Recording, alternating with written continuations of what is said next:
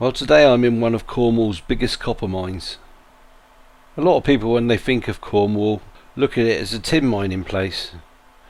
But copper came first, and in the 18th century it was of a much greater importance than tin. By the 1750s, deep mining of copper in Cornwall was well underway. This was made possible by the introduction of steam and the beam engines pumping the mines. At its peak, the copper mining industry employed up to 30% of the country's male workforce. Well, here we are inside the stope. The stope is where the ore is extracted, and a lot of the work in this stope would have been done by hand, as the ground here is quite soft. The timber work in this stope will be close to 200 years old, and it's still good. There's plenty of samples of copper laying around. This is a piece of copper, and you can see it glistening in the light.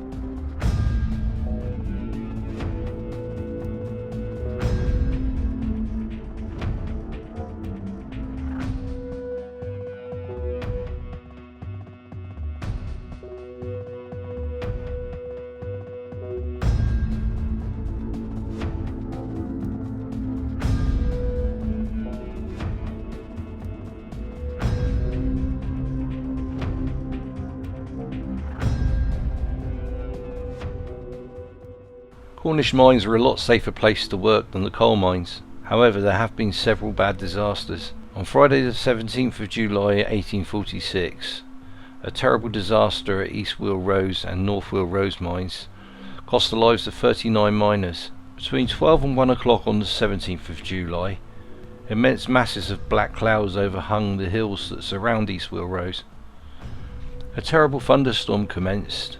The lightning was very vivid, and at about 1 o'clock the rain poured down in such a lashing torrent. The consequence was that in an incredibly short space of time, streams of water poured down the surrounding hills, formed an almost perfect sea of water, and then straight into the mine. Upwards of 200 men and boys were below, and after the deluge, 43 were missing. 4 of these were taken up alive the next morning, but unfortunately 39 drowned. North and East Wheal Rose were both lead mines, and the water from these mines drained naturally into the River Gannel and then into the sea at Crantock. East Wheal Rose is about 5 or 6 miles from the sea.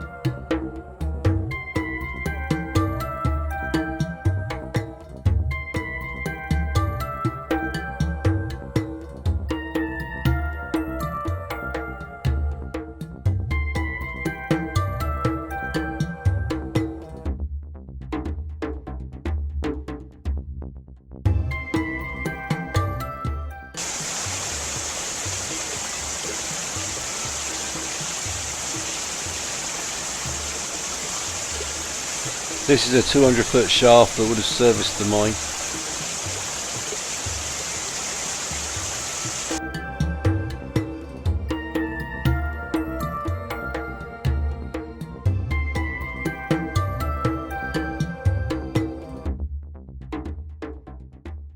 A lot of these narrow tunnels are hand-picked and are void of any signs of explosives.